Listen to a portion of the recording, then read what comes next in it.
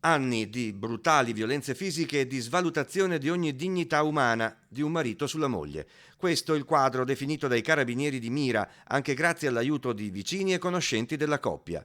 Una violenza domestica silenziosa che durava da decenni, con tanti interventi dell'arma a casa dei due. Fino all'arresto per violenza sessuale e maltrattamenti contro familiari di un operaio 51enne di origini marocchine. Il giudice per le indagini preliminari lo ha ritenuto colpevole dei reati commessi contro la moglie quarantenne, umiliata pesantemente e con costanza, percossa a più riprese e indotta a subire atti sessuali.